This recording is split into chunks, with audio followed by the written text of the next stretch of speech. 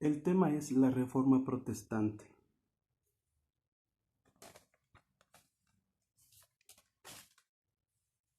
Para iniciar, tenemos que decir que Martín Lutero fue un agustino que en ese tiempo tenía 34 años de edad y era profesor de teología bíblica. Era un monje alemán. Hay que centrar todo esto en un acto que se hizo de protesta para pedir un cambio del papado. El 31 de octubre de 1517 fijó Martín Lutero a las puertas de la Catedral de Wittenberg en Alemania, hoy ciudad de Lutero, 95 tesis que clavó contra la venta de indulgencias. Las indulgencias eran el perdón que se le otorgaba a los feligreses, a los creyentes de la religión, a partir de un pago que se hacía. Esto lo promovió el Papa León X para construir lo que actualmente es la plaza y la Basílica de San Pedro en Roma, epicentro internacional del catolicismo. Lutero, revolucionario, crítico, hizo estas tesis en donde se hacía la crítica severa al papado y también a la iglesia, y proponía regresar al cristianismo primitivo, donde la fe era la que salvaba. Fíjate, una de las cuestiones que de alguna manera pues son muy interesantes de analizar era la cuestión de la venta de perdones o indulgencias por parte de la Iglesia Católica.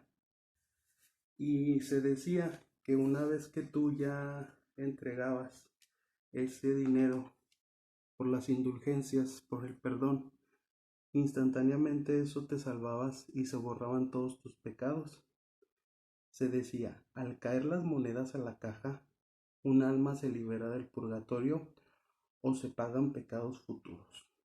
Esto pues era aberrante, ¿verdad?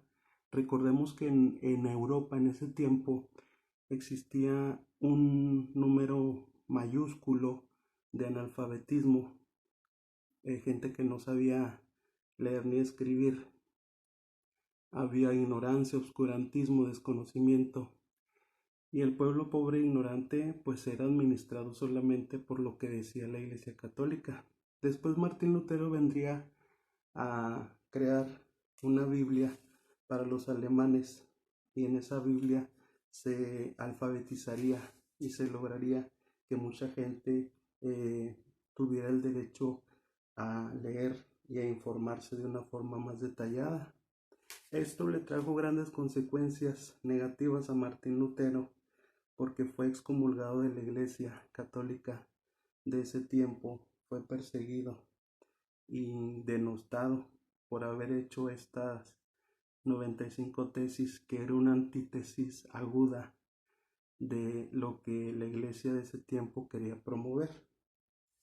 Es interesante porque Martín Lutero trató de alguna manera de hacer una construcción de que el dinero no tiene nada que ver en la fe y de que la cuestión de la fe en la iglesia o en la cuestión espiritual es más importante que el sonido de las monedas.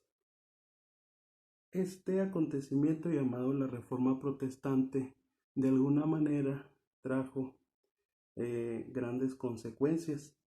Primero, una ruptura en el seno de la iglesia que dio lugar a dos iglesias, una liderada desde Roma, que actualmente sigue siendo la Iglesia Católica, y otra que pretendía que la restauración de la iglesia se diera a partir del cristianismo primitivo, es decir, del ejemplo de todo lo que decía la Biblia. Pues ahí está Martín Lutero, que con este tema nos convoca a ser críticos, ¿sí?, a revelarnos cuando algo esté mal y a dar de alguna manera una idea reflexiva frente a lo injusto o lo que es ilógico histórica y socialmente. Gracias.